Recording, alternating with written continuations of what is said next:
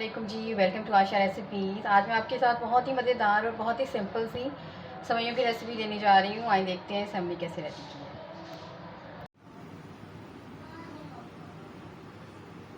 जी बिस्मिल्लाहिर्रहमानिर्रहीम से बहुत ही मज़ेदार और इजी तरीके से आपको बताऊंगी सेवइयों की रेसिपी। और ये दूध वाली सेवइयाँ होंगी।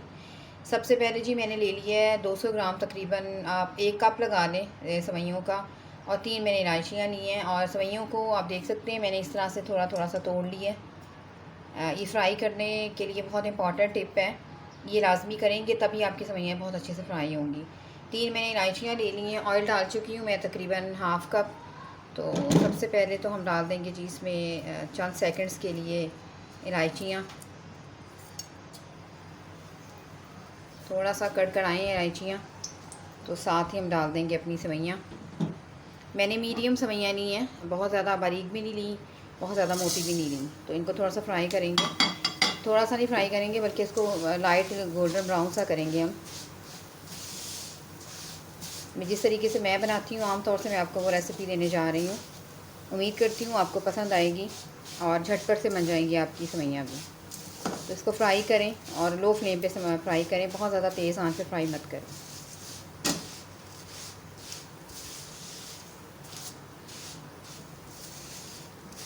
और जो आप स्पैचुला या चम्मच या कफ़कीर जो भी यूज़ कर रहे हैं उसको मुस्तकिल हिलाते जाएं, ताकि चारों तरफ से बहुत ही अच्छे से आपकी जो सेवइयाँ हैं वो ब्राउन हो जाएं।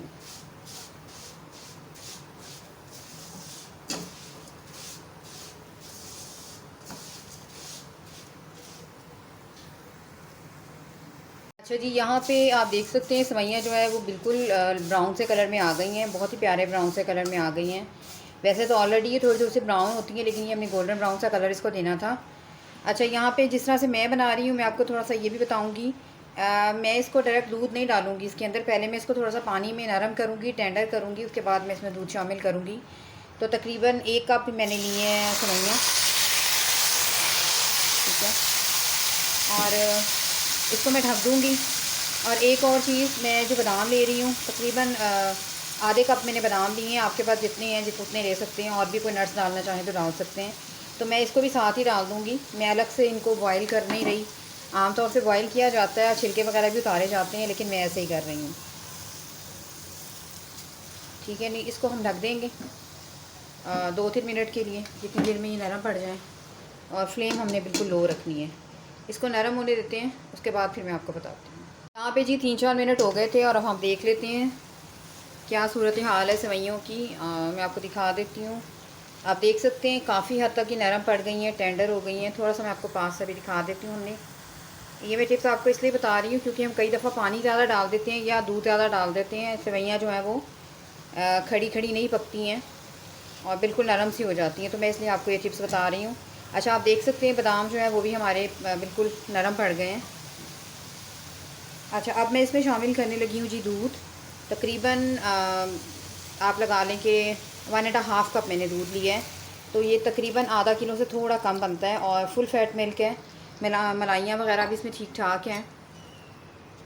मैं इसका बताने का मकसद ये है कि आपको इसमें अलग से खोया वगैरह डालने की बिल्कुल भी ज़रूरत नहीं है। ऑलरेडी ये जो मलाइयाँ हैं पक पक कर खोया ही बनेंगी।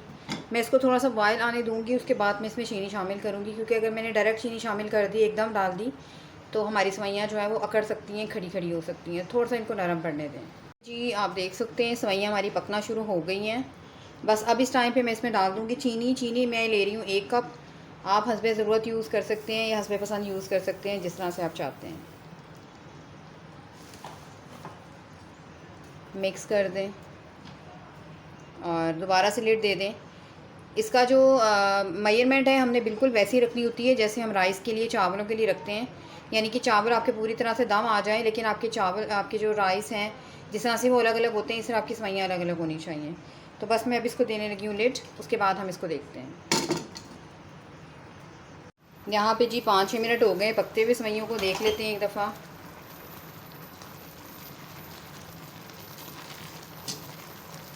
बस हम दूध को बिल्कुल ड्राई होने देंगे और फिर आपको दिखाती हूँ। यहाँ पे जी आप देख सकते हैं दूध ड्राई हो गया। अब इसको हम रख देंगे दम पे और तकरीबन 7-8 मिनट के बाद मैं आपको इसको दिखाती हूँ। यहाँ पे जी सेवइयाँ देख लेते हैं। मैं आपको थोड़ा जूम करके दिखाती हूँ। बिल्कुल वैसे ही दम आता है, सही सेवइयाँ जैसे हम चावलों को दम लाते हैं। आप देख सकते हैं कितनी अलग अलग हमारी सेवइयाँ बनी हैं और ज़बरदस्त रेडी हो गई हैं और बहुत ही झटपट बन जाती हैं। बस आपने थोड़े से ट्रिक्स का ध्यान रखना है। तो बस मैं इसे डिश आउट करती हूँ और आपको दिखाती हूँ। उम्मीद करती हूँ मेरी आज की ये बहुत ही मज़ेदार सी सेवइयों की रेसिपी आपको पसंद आएगी। नेक्स्ट रेसिपी तक के लिए अल्लाह हाफ़िज़।